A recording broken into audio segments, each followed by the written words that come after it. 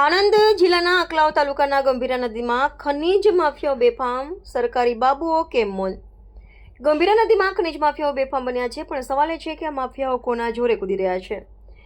આણંદનું ખાણ ખનીજ વિભાગ અને સ્થાનિક તંત્ર કેમાં ખાડાકાન કરીને બેઠું છે? શું સરકારી અધિકારીઓના આશીર્વાદ વગર આ કાળો કારોબાર શક્ય છે? આ કારોબાર ચલાવનાર બીટ અને ગોપાલ કોણ છે? ધોળા દિવસે ગંભીરા નદીની છાતી ચીરીને કરોડો રૂપિયાની રેતી ચોરી થઈ રહી છે. કાયદાના રક્ષકો જંધારામાં તીર ચલાવી રહ્યા છે. એક સાથે બે લીઝો કોના ઈશારે, કયા અધિકારીઓને ખાણ ખનીજ, કયા અધિકારીઓના આશીર્વાદથી ફૂલજોશમાં રેતી ખનનમાં વધારો કરવામાં આવી રહ્યો છે?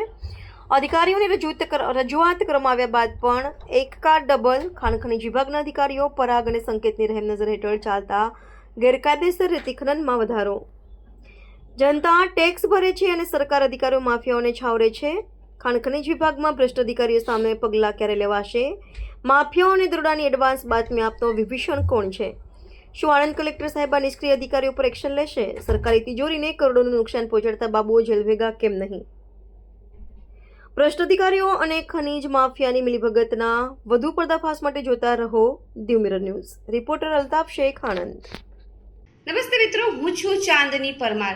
આપની મનપસંદ ચેનલ એટલે કે દીવ મિરર ન્યૂઝ ચેનલને લાઈક કરો, શેર કરો અને ફોલો કરો.